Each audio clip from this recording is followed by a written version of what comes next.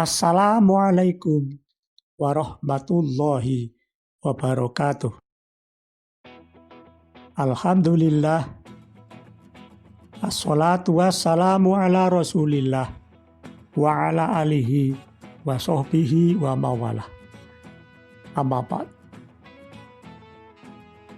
Kaum muslimin yang dirahmati Allah, setiap manusia pasti ingin hidup berpasangan, yaitu bersuami istri. Selanjutnya, pasti ingin mempunyai keturunan yang soleh atau solehah.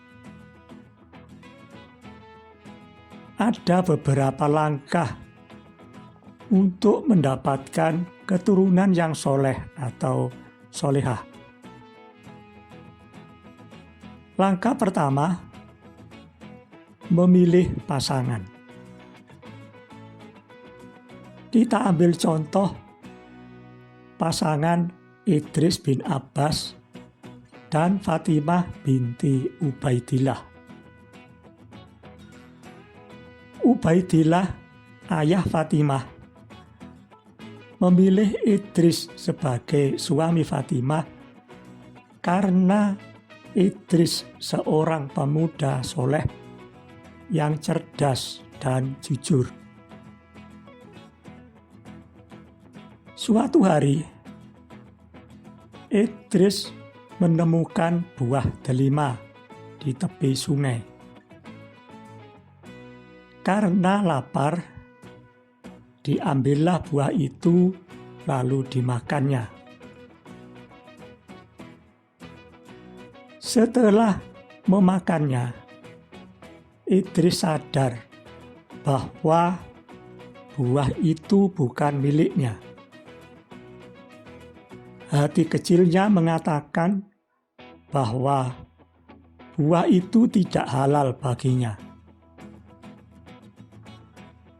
Akhirnya ia memutuskan untuk menyusuri sungai dan berusaha menemui pemilik kebun untuk meminta agar pemilik kebun merelakan buah delima yang sudah dimakan itu.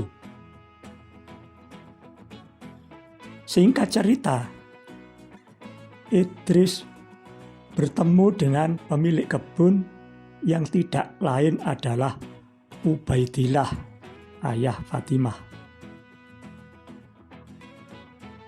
Ubaidillah mau merelakan atau menghalalkan buah delima itu asal Idris mau bekerja menjaga dan memelihara kebun selama 1 bulan tanpa digaji.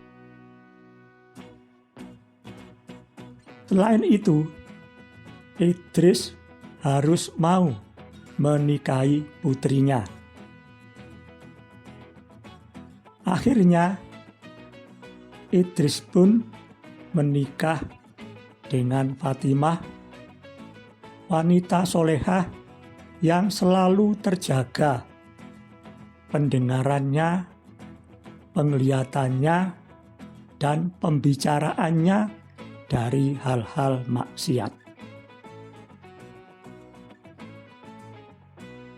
Setelah beberapa bulan dilangsungkan pernikahan,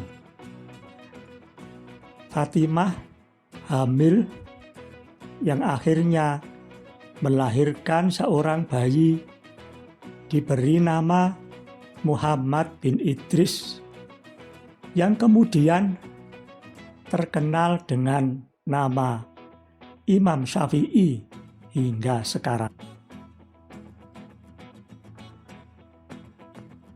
Langkah kedua, menjaga makanan yang masuk ke dalam tubuh anak. Kebahagiaan Fatimah bersama Idris tidak berlangsung lama.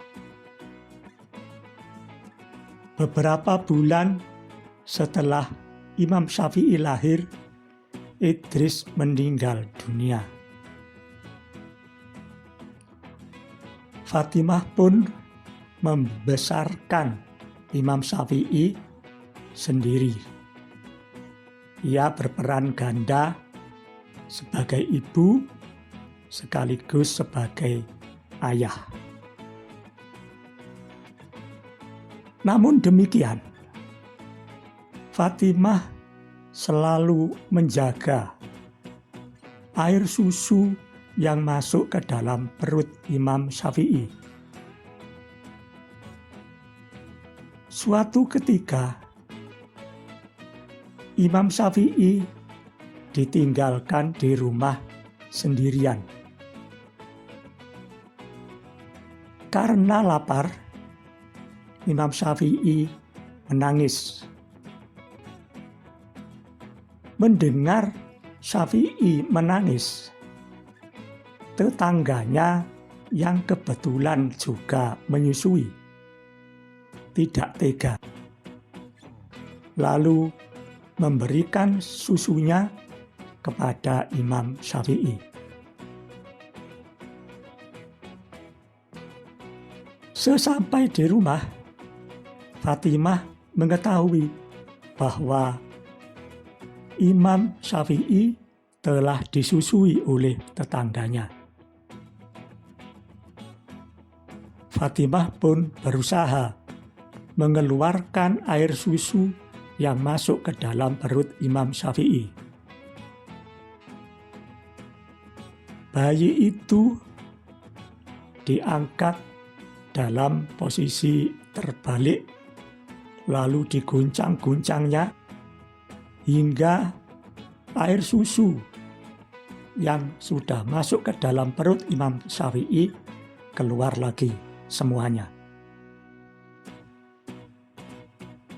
Langkah ketiga, membekali anak dengan pendidikan agama. Setelah agak besar, Imam Syafi'i diajak ibunya ke Mekah untuk belajar ilmu agama kepada para ulama yang ada di sana. Fatimah yang hidup dalam kekurangan